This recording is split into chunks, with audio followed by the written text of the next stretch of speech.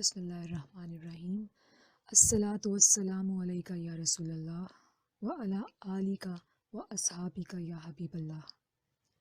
سبحانک اللہم و بحمدک لا الہ انت استغفرک و اتوب الیک۔ تحریر و تقریر سے پہلے اگر یہ پڑھ لیا جائے تو کوئی خطا ہو جائے تو اللہ تعالیٰ معاف فرما دیتا ہے۔ السلام علیکم، ویلکم ٹو قافلہ درود پاک۔ کیسے ہیں آپ سب لوگ؟ امید ہے کہ آپ سب خیر خیریت سے ہوں۔ اللہ پاک آپ سب کو شاد اور آباد رکھے۔ ہماری لائف ایک ریس ہے، ایک دوڑ ہے، اس دنیا میں سروائیو کرنے کی دوڑ، زندہ رہنے کے لیے اور ایک اچھی زندگی گزارنے کے لیے جو وسائل ہمارے پاس اویلیبل ہیں ان کو بروئے کار لاتے ہوئے زندگی گزارنے کی ریس۔ صبح سے شام ہو جاتی ہے اور شام سے اگلا دن، پتہ ہی نہیں چلتا کہ اب تک وقت جو گزرا ہے وہ کیسے پلک جھپکتے میں گزر گیا۔ اسی طرح بہتر سے بہتر زندگی کی آس لیے ہم اس ریس میں اپنی لائف کے دن پورے کر رہے ہیں، اور ایک دن اپنا آخری سانس لیتے ہوئے ہمیں ہماری آگے آنے والی زندگی کی جھلک دکھا دی جائے گی۔ جب موت کا آخری لمحہ ہوگا، جان نکل رہی ہوگی، اس وقت اس دنیا کی بھی جو ہماری لگی ہوئی ریس ہوگی، جو اس میں ہم نے وقت گزارا ہوا ہوگا، ہمیں بس چند لمحوں کا لگے گا یا شاید صرف ایک لمحے کا۔ ہمیں ایسا لگے گا کہ جو اب تک پورا ٹائم ہم نے گزارا ہے وہ بس ایک لمحے پہ مبنی تھا۔ تو اگر ہم نے صرف ایک ریس لگائی ہوگی، دنیا داری کی ریس، تو ہم اس وقت بہت خسارے میں ہوں گے، خدا نخواستہ۔ لیکن اگر اس زندگی میں ہم نے ایک کی بجائے 2 ریسز لگائی ہوں گی تو سمجھے وہ آنے والی زندگی کی جھلک جو دکھائی جائے گی موت کے وقت، انشاءاللہ وہ بہت خوشگوار ہوگی اور وہ خاتمہ بالخیر والی موت ہوگی انشاءاللہ۔ ان 2 ریسز پر بات کرنے سے پہلے میں 2 احادیث مبارکہ آپ سے شیئر کرنا چاہوں گی، اور اس کے بعد ہم دوسری ریس کے بارے میں آپ سے بات کریں گے۔ حضرت عبداللہ بن مسعود رضی اللہ تعالیٰ عنہ سے مروی ہے کہ رسول اکرم صلی اللہ علیہ وآلہ وسلم نے فرمایا، قیامت کے دن لوگوں میں سے میرے زیادہ قریب وہ ہوگا جس نے دنیا میں مجھ پر درود پاک زیادہ پڑھا ہوگا۔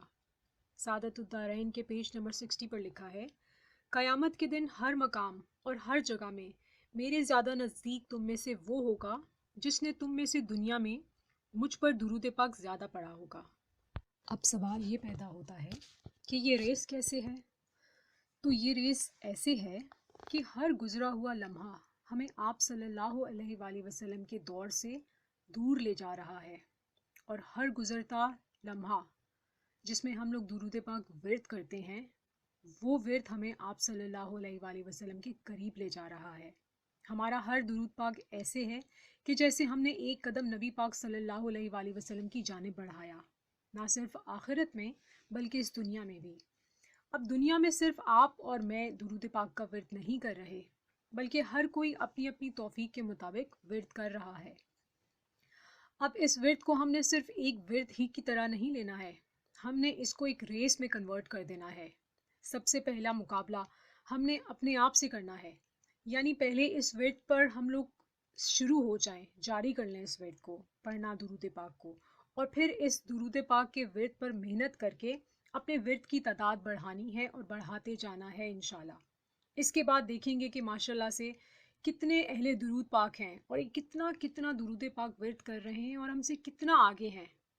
ہم نے ان سے انسپائر ہو کر اس ریس میں لگ جانا ہے جس میں ہر کوئی قرب سرکار صلی اللہ علیہ وآلہ وسلم کا طالب ہے۔ اپنے ورد کی کثرت پر ہم نے نفس کو پھلانا بالکل نہیں ہے کہ ہم نے اتنا ورد کر لیا، زبردست ہو گیا، ہم نے تو بہت ورد کر لیا۔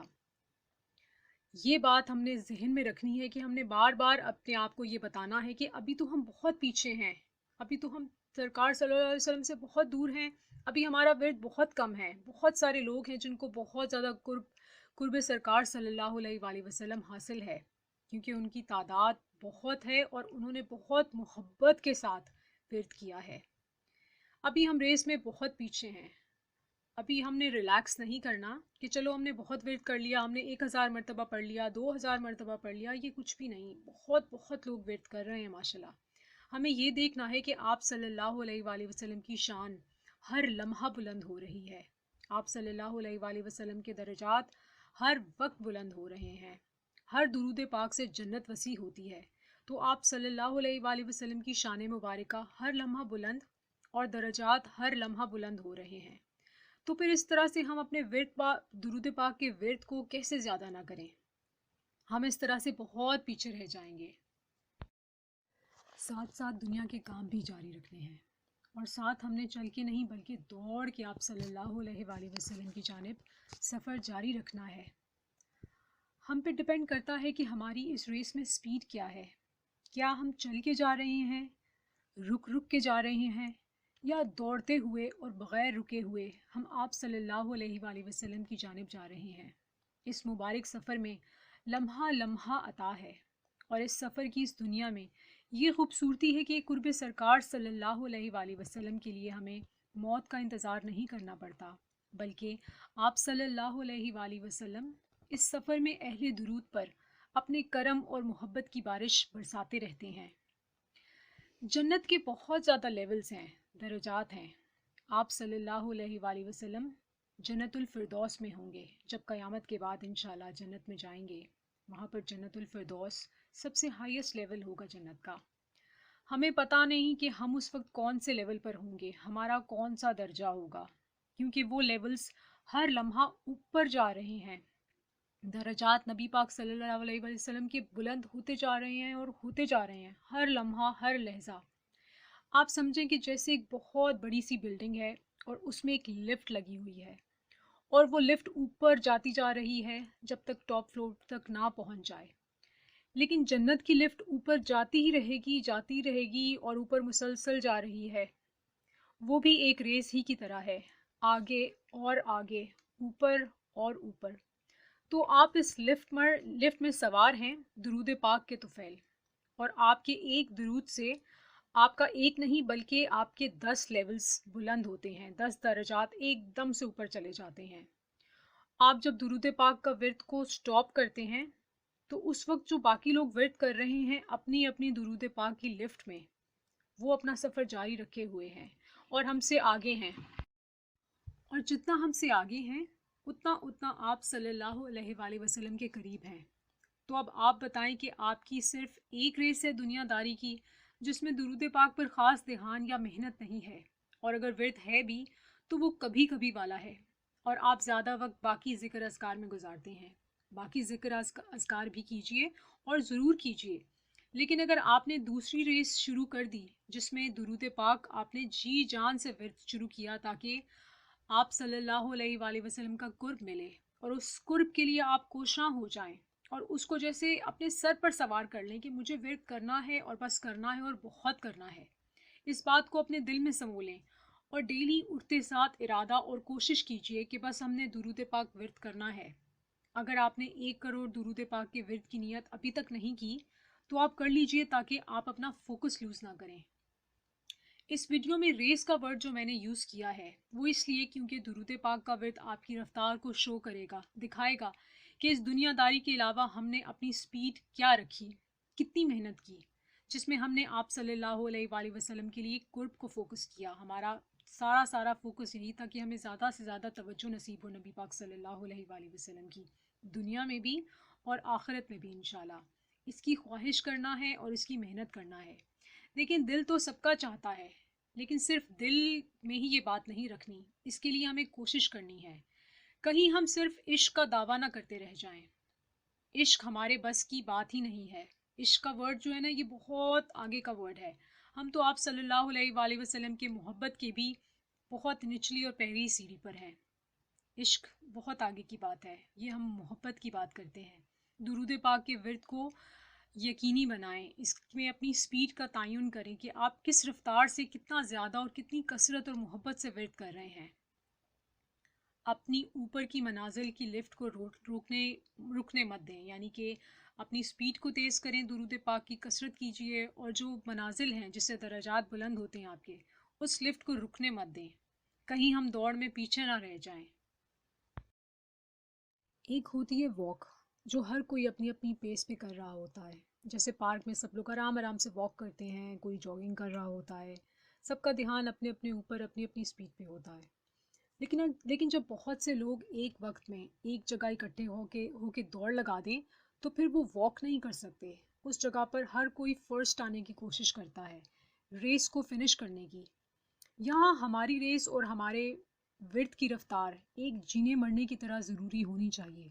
اس دنیا میں ہر کوئی درود پاک ورد کر رہا ہے، اپنی اپنی سپیڈ اور اپنی اپنی کثرت کے لحاظ سے۔ تو اس ورد کو ہم نے ایک نارمل واک کی طرح کیجولی بالکل نہیں لینا، بلکہ ایک ریس والی امپورٹنس دینی ہے، اور آج سے اور ابھی سے شروع ہو جانا ہے، ورنہ ہم لوگ اس دوڑ میں بہت پیچھے رہ جائیں گے اور جنت میں بہت نیچے رہ جائیں گے۔